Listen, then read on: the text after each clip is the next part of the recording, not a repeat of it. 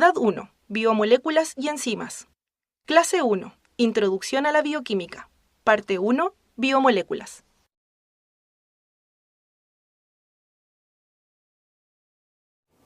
La bioquímica es la ciencia que estudia la química de la vida. Tiene como objetivo explicar en términos químicos las estructuras y las funciones de los seres vivos. La materia viva, para su estudio, se organiza en niveles de complejidad creciente. Tenemos el nivel 1, que corresponde a las unidades monoméricas. En este nivel encontramos las moléculas básicas de las macromoléculas.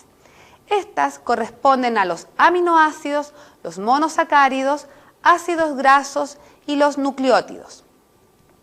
El nivel 2 corresponde a las macromoléculas, las proteínas, los lípidos, hidratos de carbono y los ácidos nucleicos. Son moléculas de mayor tamaño, formadas por la asociación de las unidades monoméricas antes mencionadas. A continuación llegamos al tercer nivel, que está formado por los complejos supramoleculares, que son producto de la interacción de las macromoléculas. Un ejemplo de complejo supramolecular son las membranas biológicas, las cuales están compuestas por la interacción de lípidos que forman la bicapa lipídica y por proteínas como receptores de membrana y las proteínas de transporte, entre otras. Al ir avanzando en complejidad llegamos al nivel 4, el cual corresponde a la célula y sus organelos. Continuamos con el nivel 5, que comprende a los tejidos formados por el agrupamiento de células, y por último el nivel 6, al cual pertenecen los organismos.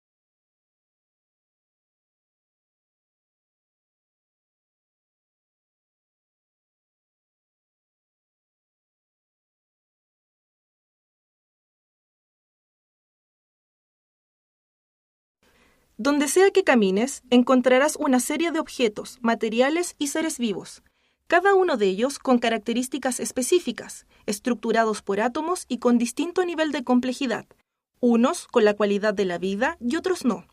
Los seres vivos están constituidos por moléculas que interaccionan entre sí en un medio acuoso, adquiriendo propiedades físico-químicas que dan lugar al fenómeno de la vida.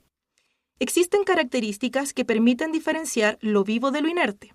Dentro de estas tenemos la complejidad, que se evidencia en que las biomoléculas orgánicas son macromoléculas formadas por la unión de monómeros. La existencia de un orden, que se ve reflejado en los mecanismos de regulación de las reacciones químicas que ocurren en la célula, procesos que en su conjunto son denominados como homeostasis. Y por su capacidad de replicación, es decir, la facultad de las moléculas orgánicas de guardar, expresar y transmitir la información que contienen, dando lugar a la perpetuación de la vida. Todas las formas de vida están constituidas por los mismos elementos químicos que forman los mismos tipos de moléculas. Existe una cierta uniformidad entre los seres vivos. Ello refleja el origen evolutivo común en las células y organismos. Los componentes de la materia viva se pueden clasificar en bioelementos, que se componen por bioelementos y oligoelementos, y las biomoléculas. Los bioelementos corresponden a los elementos requeridos en grandes cantidades. Dentro de estos encontramos carbono, hidrógeno, oxígeno y nitrógeno.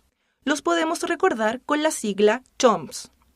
Podemos destacar el azufre, elemento que encontramos en los aminoácidos cisteína y metionina presentes en todas las proteínas.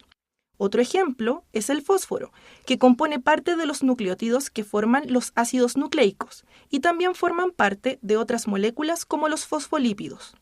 El calcio, que forma parte de estructuras esqueléticas y en forma iónica participa de la contracción muscular e impulso nervioso. Sodio y potasio, cationes necesarios para la conducción nerviosa y contracción muscular. El cloro, como el anión más frecuente, necesario para mantener el balance de agua en la sangre y fluido intersticial.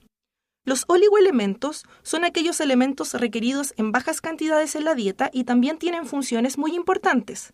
Podemos destacar entre ellos al hierro, componente de la hemoglobina, que interviene en el transporte de oxígeno y además forma parte de citocromos que intervienen en el proceso de respiración celular. El yodo, necesario para la síntesis de la hormona tiroxina, que interviene en el metabolismo.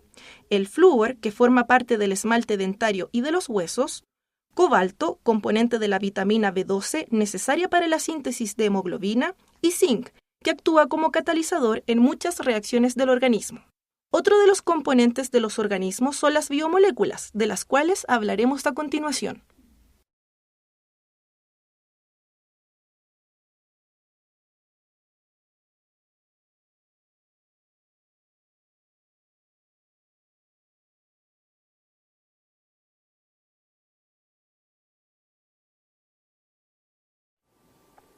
Las biomoléculas, o también llamadas moléculas biológicas, se pueden clasificar en biomoléculas inorgánicas.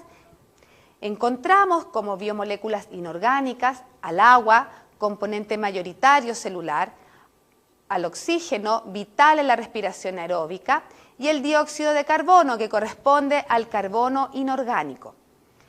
Dentro de las biomoléculas orgánicas hallamos a las proteínas, los lípidos, los hidratos de carbono y los ácidos nucleicos, todas llamadas macromoléculas.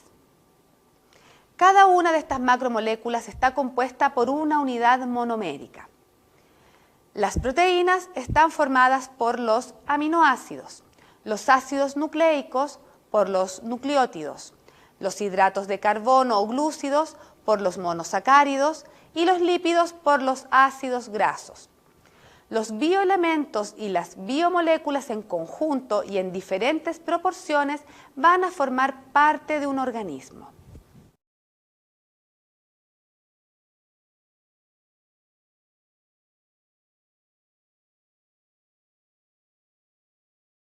Las biomoléculas son macromoléculas que contienen una unidad básica a la cual podemos denominar como monómero.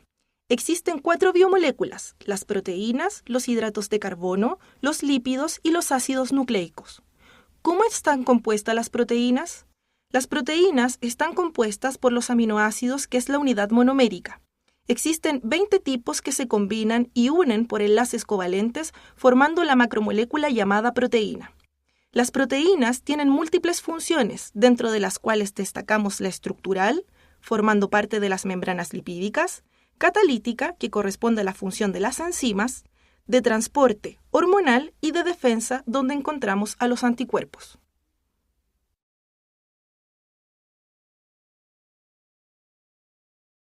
Los glúcidos o hidratos de carbono se componen por la unión de monosacáridos, como por ejemplo la glucosa.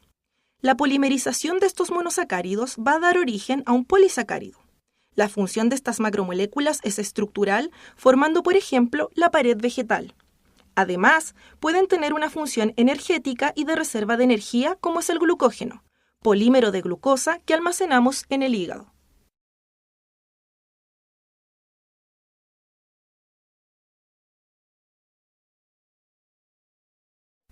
Los lípidos son un grupo muy diverso de moléculas orgánicas hidrofóbicas.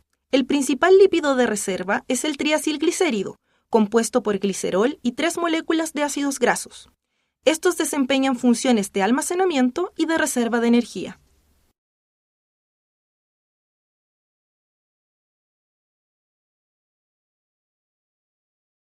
Dentro de los ácidos nucleicos, tenemos al ácido desoxirribonucleico, llamado ADN, y al ácido ribonucleico, el ARN. Ambos están compuestos por nucleótidos que están formados por un azúcar de 5 carbonos denominada pentosa, un grupo fosfato y una base nitrogenada. Algunas de las diferencias entre el ADN y el ARN que podemos destacar es el azúcar de 5 carbonos, la pentosa, que tienen en su estructura, y las bases nitrogenadas timina para ADN y uracilo para ARN. La función del ADN es el almacenamiento, transmisión y expresión de la información genética, y el ARN tiene como función principal transmitir la información para la síntesis de proteínas.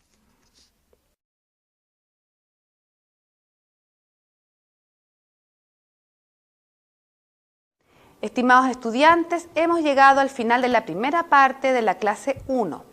De los contenidos estudiados podemos concluir que todos los organismos vivos están constituidos por las biomoléculas, proteínas, hidratos de carbono, lípidos y ácidos nucleicos. Estas biomoléculas se generan a partir de las mismas clases de subunidades monoméricas en todos los seres vivos. Los aminoácidos forman a las proteínas, los monosacáridos, los hidratos de carbono, los ácidos grasos, los lípidos, y los nucleótidos a los ácidos nucleicos, ADN y ARN. La estructura de una macromolécula determinará su función biológica específica. Esto es, las proteínas están formadas por aminoácidos y sus funciones principales son catalítica y estructural. Los hidratos de carbono son polímeros de monosacáridos y tienen como función la estructural y o energética. Los lípidos, compuestos principalmente por ácidos grasos, forman parte de estructuras celulares y pueden tener función energética. Y por último, los ácidos nucleicos, cuya función es la transmisión de la información genética.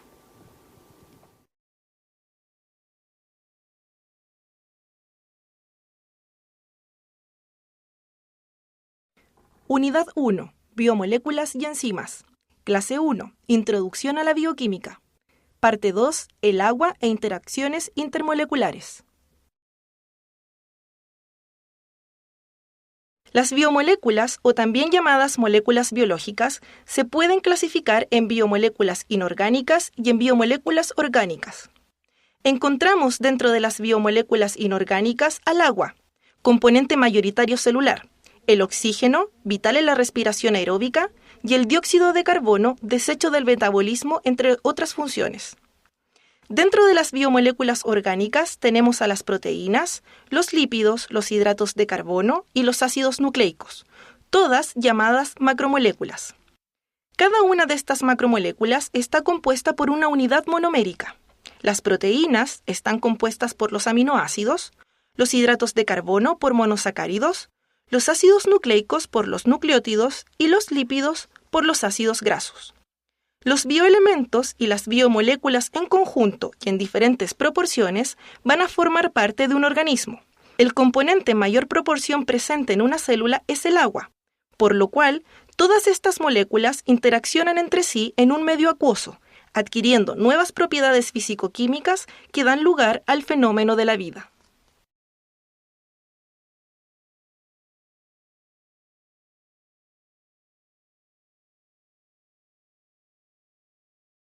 La mayor parte de las moléculas que hemos visto y que componen los seres vivos tienen como base el átomo de carbono. Este elemento presenta una serie de propiedades que hacen que sea el idóneo para formar estas moléculas. Estas propiedades son las siguientes. Forma enlaces covalentes, que son estables y acumulan mucha energía.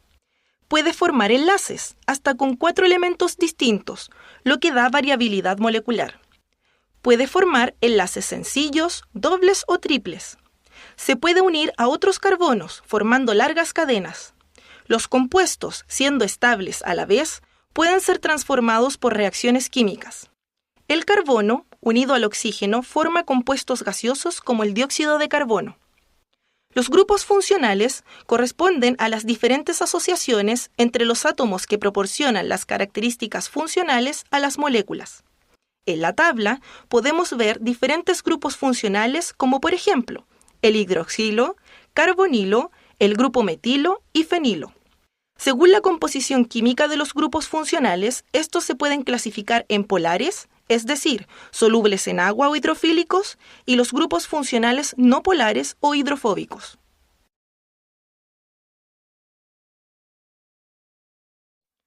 ¿Qué significa que una molécula sea polar o apolar? Esto ocurre por la distribución asimétrica de la nube electrónica del enlace en torno a los átomos que forman dicho enlace. Se produce por la diferencia de la electronegatividad de los átomos que componen la molécula. Recordemos que la electronegatividad se puede definir como la tendencia que presentan los átomos a atraer hacia sí el par de electrones compartido, es decir, un átomo electronegativo, como el oxígeno, el nitrógeno y el flúor, van a atraer los electrones presentes generando una nube electrónica con densidad de carga negativa, como se observa en el diagrama.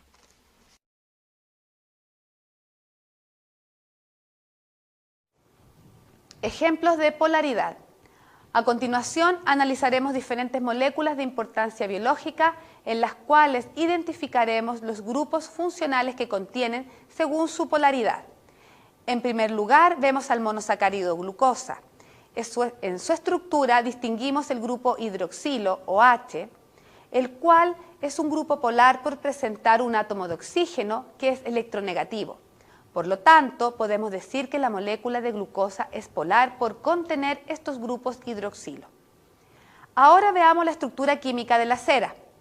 Esta contiene cadenas compuestas exclusivamente por carbonos e hidrógenos, que le confieren una estructura no polar, ya que no posee átomos electronegativos y por ser apolares no pueden formar puentes de hidrógeno. Y por último, las moléculas anfipáticas son aquellas que tienen una zona polar donde están presentes los grupos polares y una zona apolar. Ejemplos de estas son los fosfolípidos y los detergentes. Vemos al fosfolípido fosfatidilcolina. Esta molécula está compuesta por una zona polar donde se encuentran presentes la colina y el grupo fosfato. Además, se observa una zona apolar formada por las cadenas hidrocarbonadas de los ácidos grasos, que corresponderán, por lo tanto, a la parte apolar del fosfolípido.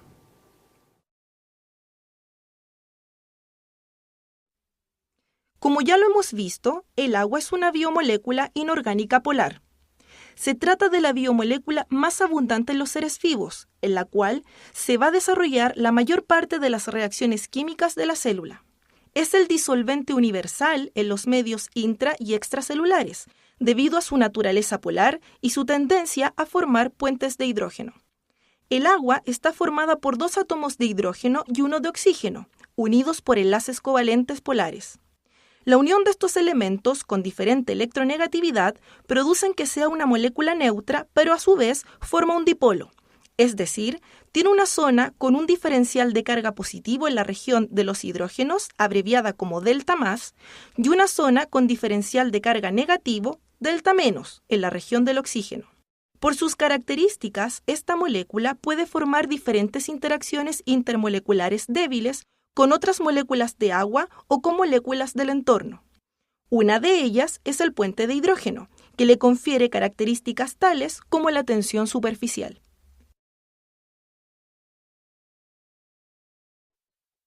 Como ya lo hemos visto, el agua es una biomolécula inorgánica polar. Por sus características, esta molécula puede formar diferentes interacciones intermoleculares débiles con otras moléculas, ya sean otras moléculas de agua u otras moléculas del entorno, como por ejemplo las proteínas y los lípidos. ¿Cuáles son estas interacciones? Las describiremos a continuación. Los puentes de hidrógeno.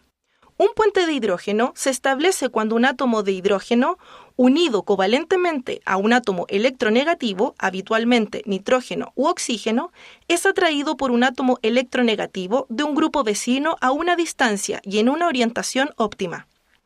Pueden formarse entre moléculas de agua o entre grupos funcionales, como lo vemos en la imagen. Las fuerzas de Van der Waals. Son interacciones muy débiles que mantienen unidas temporalmente a las moléculas. Son dipolos temporales que solo se generan en el momento en el que el electrón de un átomo se acerca o aleja del átomo con el que está enlazado. Estos dipolos temporales se están formando continuamente entre las moléculas en solución.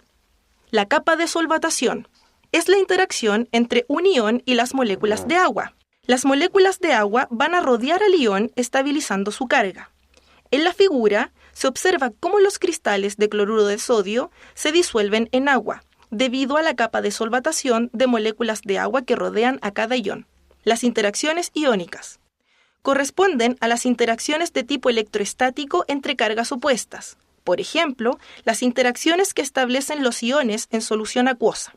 También se denominan puentes salinos y son interacciones débiles. Las interacciones hidrofóbicas.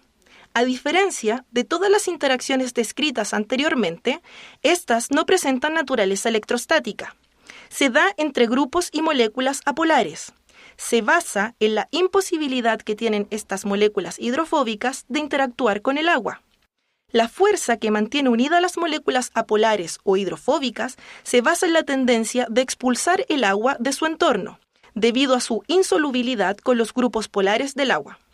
Este tipo de interacciones las encontramos en las membranas lipídicas que definen las células y sus organelos.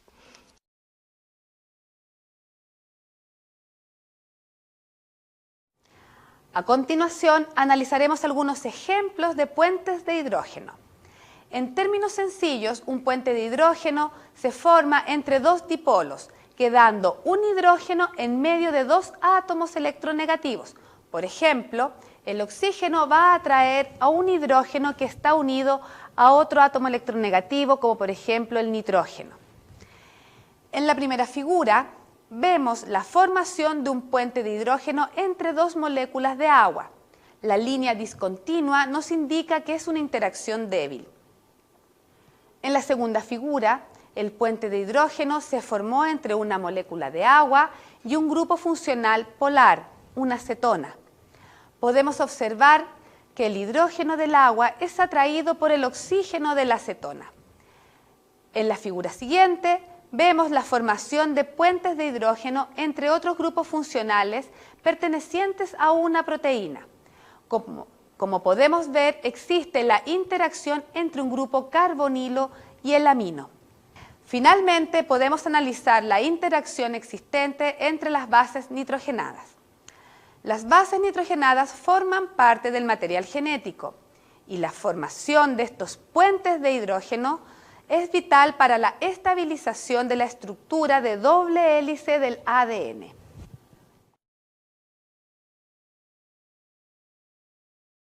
Estimados estudiantes, hemos llegado al final de la segunda parte de la clase 1, Introducción a la Bioquímica.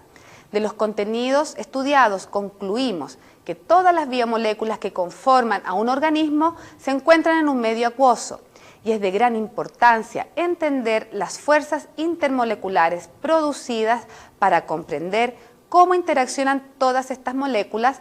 Analizamos las interacciones químicas que existen entre ellas. Vimos cómo el agua, molécula polar, puede interaccionar con diferentes grupos funcionales, como por ejemplo el hidroxilo, formando puentes de hidrógeno, cómo genera interacciones hidrofóbicas al estar en contacto con grupos funcionales apolares, como las cadenas alquílicas de un ácido graso, y cómo se genera una capa de solvatación al rodear a los iones. El conocimiento de las interacciones intermoleculares de las biomoléculas es muy importante para la comprensión de los procesos biológicos que veremos más adelante.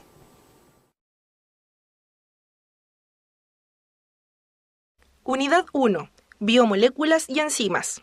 Clase 2. Proteínas. Parte 1. Aminoácidos.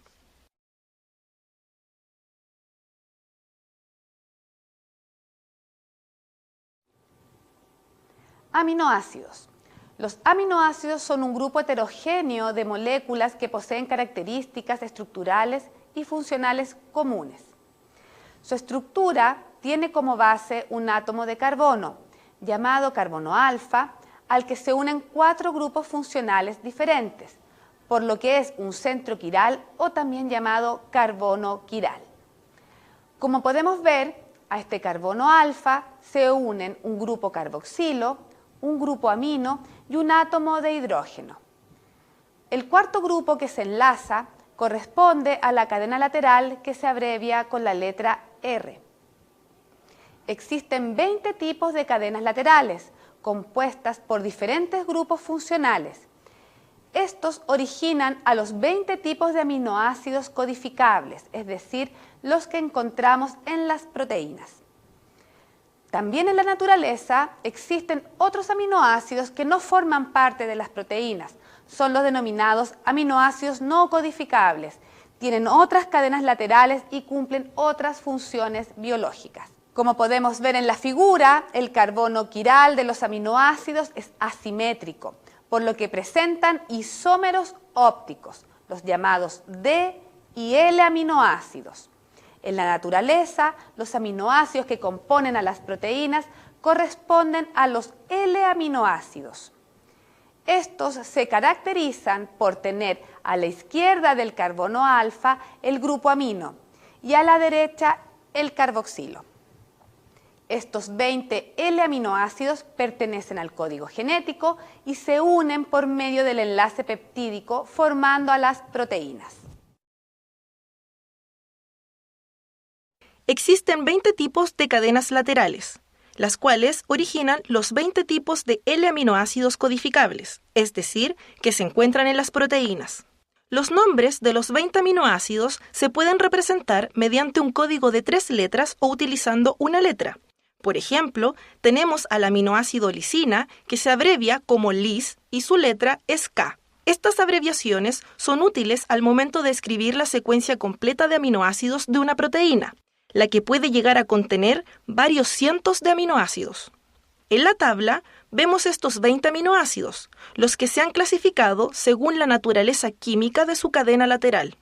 Observamos que todos los aminoácidos poseen en común el carbono alfa, los grupos amino y carboxilo, y se diferencian en sus cadenas laterales destacados en color.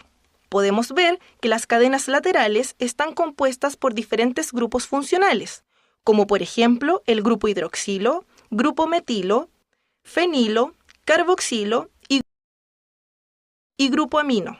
Dando una vista rápida a las cadenas laterales, podemos ver que según su estructura química, poseen diferentes propiedades. Estas pueden ser de naturaleza hidrofóbica o apolares, polares o hidrofílicas, sin o con carga. A pH fisiológico, que es aproximadamente 7, los aminoácidos se encuentran en su forma de ion dipolar, es decir, el grupo carboxilo se encuentra desprotonado y el grupo amino protonado. Los grupos de las cadenas laterales polares también van a sufrir cambios de este tipo según el pH externo. Ahora veremos cómo se clasifican los aminoácidos según su cadena lateral. Los aminoácidos polares contienen en su cadena lateral grupos funcionales polares. Como vimos en la clase anterior, un grupo funcional o una molécula es polar cuando existe una diferencia de densidad de carga en su estructura, en la cual se genera un polo negativo y un polo positivo, es decir, un dipolo. Esto va a conferir a estos aminoácidos polares características como ser solubles en agua, es decir, hidrofilicidad, y también la capacidad de formar puentes de hidrógeno. Como podemos ver, encontramos los grupos hidroxilo, amida, amino y carboxilo. Estos aminoácidos se pueden clasificar según si sus grupos son ionizables o no, como lo veremos a continuación.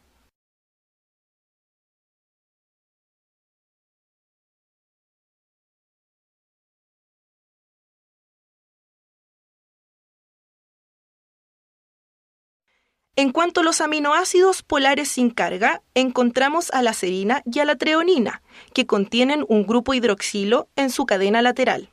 La asparragina y la glutamina, que contienen en su cadena lateral al grupo funcional amida. La cisteína posee un grupo sulfidrilo, el cual forma enlaces covalentes entre cisteínas llamados puentes disulfuro. La prolina es un aminoácido cuya cadena lateral está ciclada con el grupo amino del carbono central, o también llamado carbono alfa. Pertenece a este grupo la tirosina, aminoácido que en su cadena lateral contiene un grupo fenólico con un hidroxilo.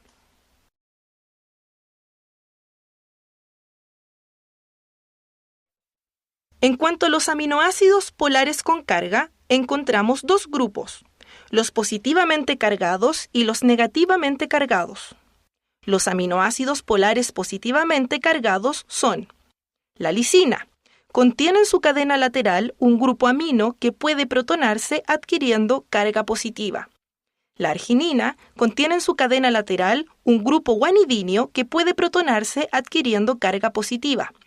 Y la histidina, donde podemos ver que su cadena lateral tiene un anillo imidazol.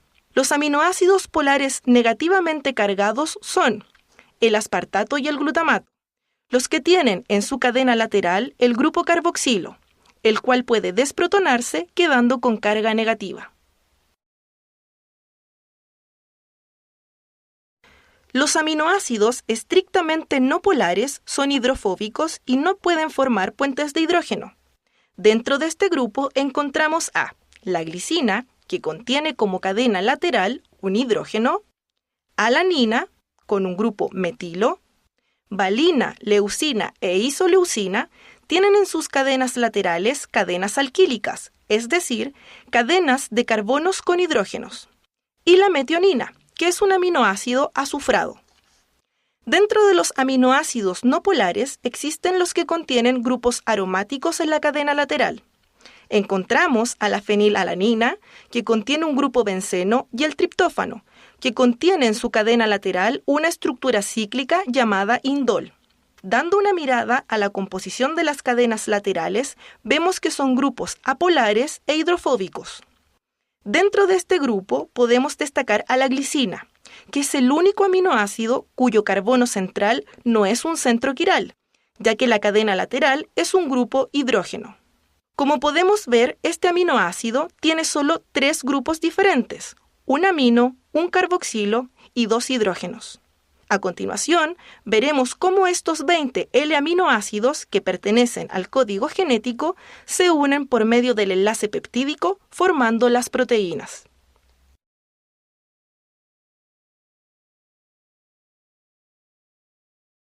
Se denomina enlace peptídico al enlace covalente que se produce por la unión de 2 aminoácidos. Al sintetizarse las proteínas, se produce la unión de los aminoácidos dentro de los ribosomas. Esta reacción es de condensación entre el grupo carboxilo de un aminoácido y el grupo amino del siguiente, formando un enlace amida y liberando una molécula de agua. Este enlace peptídico tiene una estructura plana y rígida, ya que tiene característica de doble enlace por la resonancia de los electrones del grupo carbonilo, los que se mueven entre el oxígeno y el nitrógeno del enlace. Al unirse varios aminoácidos, se forma un polipéptido que puede tener diferentes cantidades de aminoácidos. Se ha llegado a la convención de que una cadena de 2 a 9 aminoácidos se denominará como péptido.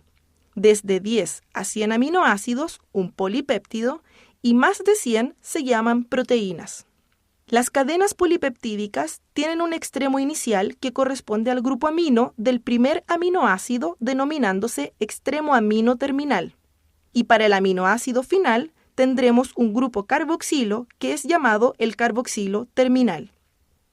En gris vemos destacado el enlace peptídico y también podemos determinar la ubicación de los carbonos alfa.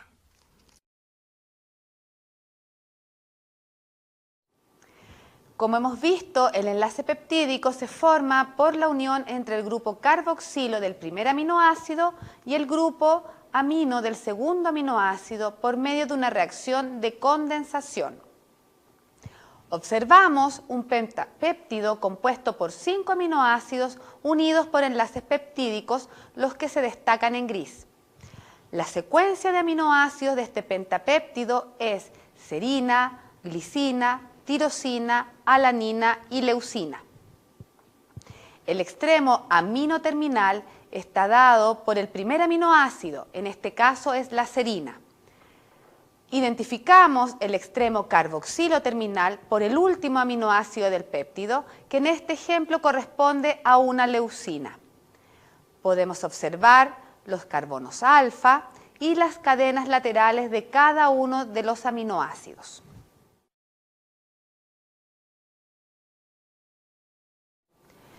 Estimados estudiantes, hemos llegado al final de la primera parte de la clase 2.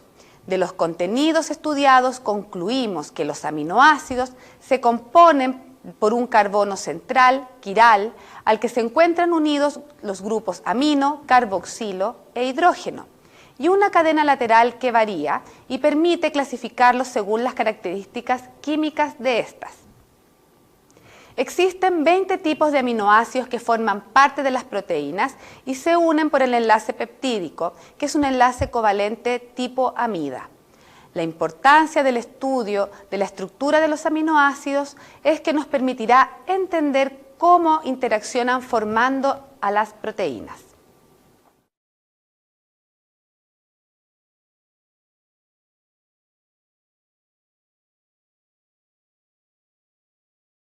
Unidad 1. Biomoléculas y enzimas. Clase 2. Proteínas. Parte 2. Características y propiedades de las proteínas.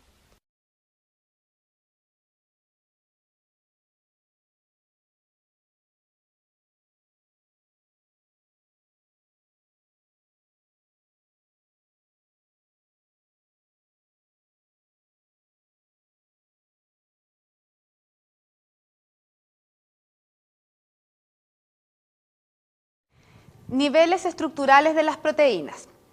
A primera vista podría pensarse en las proteínas como polímeros lineales de aminoácidos unidos entre sí por medio de enlaces peptídicos. Sin embargo, la secuencia lineal de aminoácidos puede adoptar múltiples conformaciones en el espacio. Las proteínas son capaces de organizarse para formar diferentes configuraciones que han sido ordenadas jerárquicamente, definiéndose 4 niveles. El primer nivel corresponde a la llamada estructura primaria, que es la secuencia de aminoácidos unidos por enlaces peptídicos. La estructura secundaria se refiere a la posición espacial local de los aminoácidos, dando lugar a disposiciones estables de estos, formando patrones estructurales repetitivos como la estructura alfa-hélice y las beta plegada. Continuando, llegamos a la estructura terciaria, la cual describe todos los aspectos del plegamiento tridimensional de un polipéptido. Y finalmente, cuando una proteína posee 2 o más subunidades polipeptídicas, su disposición en el espacio se denomina estructura cuaternaria.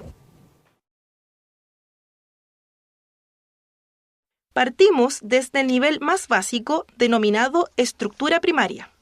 Este está determinado por la secuencia de aminoácidos en la cadena proteica, es decir, el número de aminoácidos presente y el orden en que están enlazados es el que viene determinado por la información genética.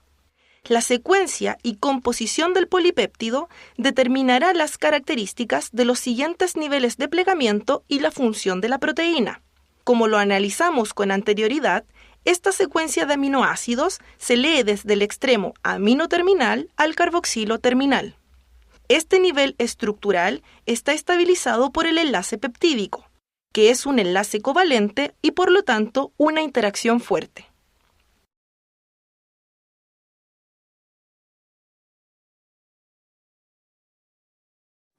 Estructura secundaria. La estructura secundaria de las proteínas comprende el plegamiento de la cadena de aminoácidos producto de la capacidad de rotación del carbono alfa y de la formación de puentes de hidrógeno entre los enlaces peptídicos. Dentro de este nivel estructural encontramos los plegamientos de alfa-hélice, los giros beta y beta plegada.